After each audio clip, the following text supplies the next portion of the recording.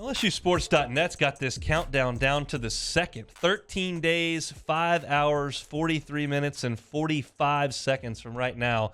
The McMahon era will begin inside the Pete Maravich Assembly Center. It'll be LSU hosting Kansas City on Wednesday, November the 9th. First-year head coach of the Tigers, Matt McMahon, joins us now on the Jim's Firearms Hotline. Coach, how are you? Thanks for your time. Hunt, thanks so much for having me on. Great to be with you. It is certainly our pleasure. Are you getting enough sleep right now? I get the sense that basketball coaches don't sleep a lot from November to March. They're definitely the sense of urgency is ramped up here. As you mentioned, 13 days out from the opener. But really enjoying our team. It's been a lot of fun. As you know, we're starting at ground zero and rebuilding the program. And that process, while challenging, is a lot of fun because we have a lot of high-character people in our program who've worked extremely hard. So I know the players are getting anxious and ready to roll there on the 9th. I want to start with KJ Williams, Juice Hill, and Trey Hannibal, three guys that you had at Murray State last year. I wonder if those guys have a chip on their shoulder to prove themselves in the Southeastern Conference, even though as a basketball observer, you look at Murray State, the amount of games that y'all won, where you advance in the NCAA tournament. It's not as if they haven't proven themselves as college basketball players, but there is a chip to moving into this conference. I think there has to be. They've had success in some of these high-level games over the years. KJ's a guy who's won games in the NCAA tournament, multiple seasons. But now you got to do it every Wednesday and Saturday for 9 straight weeks against some of the best teams in the country. And all three of those guys are experienced. They're 22 and 23 years old. They've played on the biggest stage, and now they get to do that consistently over the course of the season. So I know all three are really excited about the opportunity to be here at LSU, and now they have the opportunity to play against some of the best players in the country. Coach, in this day and age, we know how viable the transfer portal was, but how important it was to get guys like Adam Miller and Mwani Wilkinson back on this team, and what do you think their roles will be this season?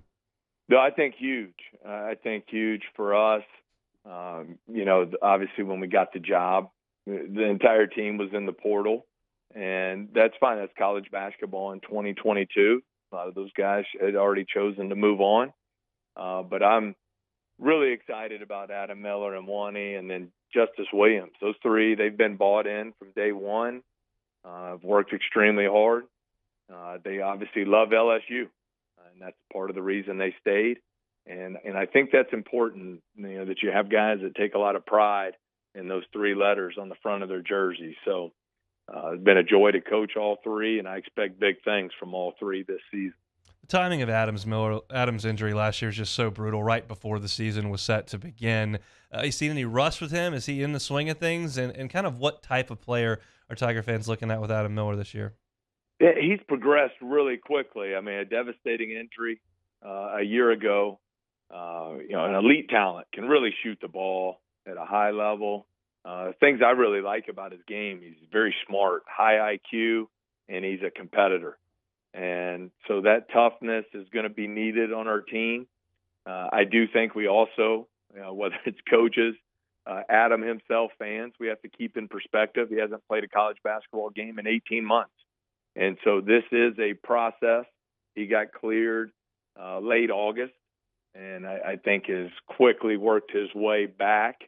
And, I just keep reminding him it's not going to happen overnight. But he's an elite player, really excited to have the opportunity to coach him. You do have a lot of older players on this team. The three guys from Murray State are seniors and fifth-year seniors. Cam Hayes is a junior who played in the ACC.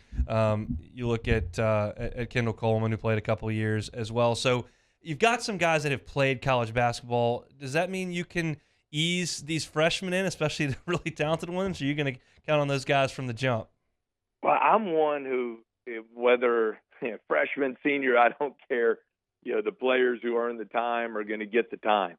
And so I think we have some of the young talent that'll be ready to help us right away on day one.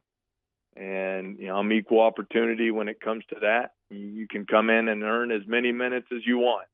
I do think it helps having some experienced players. to balance that out. And that was one of the challenges of going from 0 players to a full roster. Not only do you have to get some talented guys who can play at this level, but you have to balance out those classes and your position needs. And through the portal, we were able to do so. How would you characterize your scheduling philosophy now that you're moving into the Southeastern Conference? Well, you saw the open to the SEC schedule this year. That's terrific. But no, I think in the non-conference, you want to elevate your program to where you're playing in a big-time MTE tournament each year. I think it's not this season, but the following year will be in the ESPN Charleston Classic. You want to get an opportunity to play against other Power 5 programs. Certainly want to get the program to a place where we're able to attract high-level non-conference games, especially here at home. And then I think this year, just with what we inherited from a scheduling standpoint, you're just trying to get as many home games early in the year as you can to hopefully build some confidence. I mean, sure, we have to get our offensive and defensive systems and all that installed, and that's important. But the most important thing is we got to build a team, and that's what we're spending a lot of time on right now. And so, I'm hopeful that we'll be able to take care of business early in the season at home and develop some confidence and build the chemistry of our team. We know how important knocking down the outside shot is, especially in the SEC. How confident are you in this team that they're going to be able to knock down some three-point shots this season? Well, you see the evolution of the game, whether it's college or NBA, that three-point line is so important, both ends of the court. That was one thing we prided ourselves on at Murray State. I think 4 of the last 5 years we were top 10 in the country in three-point defense. And I think the flip of that is you got to be able to shoot it at a high clip from behind the three-point line to keep the floor spaced. When you start talking about a guy like Adam Miller, an elite shooter in college basketball, and Wani Wilkinson, a proven catch-and-shoot three-point guy, over 40% a year ago. Juice Hill has shot it well, had games where he made 8, made 5 at Memphis. And I can go on down the line. I think the other, key there is, when you can have a front court guy who can step out and shoot the three, and KJ Williams has done that in the past, and we need him to be able to do that this season to keep the floor spaced. Chatting with LSU head basketball coach Matt McMahon. Coach, we chatted before on one of the football games a couple of weeks ago. I get to do that with a different coach every week there on our pregame show, and I'm always fascinated to hear them talk about meeting with other coaches, watching other coaches practice on campus. Y'all have got such a great collection of coaches here on campus. I'm wondering if you've seen Coach Mulkey in action while you've been over there. Obviously, she's got a lot of skins on the wall and is awesome to talk to. Yeah, as we talked a couple of weeks ago, one of the many appeals of coming to LSU is you're surrounded by the best coaches in the country, and so the opportunity to watch Coach Mulkey, how she structures a practice, her teaching, how she is demanding. Obviously, has won 3 national championships and is building a powerhouse here. It's been great for me. I think you're always. Sometimes it's studying from afar, but just watching how Coach Kelly handled, the loss to open the season, and how he's just building his program through recruiting, and his team's getting better every single day, every single week. You're always just trying to learn something every day, and I'm lucky to be here at LSU, where you have the best coaches in the world to try and steal some wisdom from. Last one here, Coach. Your time so much appreciated. We've seen some reports that there's talks of expanding the NCAA tournament to 80-plus, perhaps even 90-plus teams. Do you have any thoughts on that?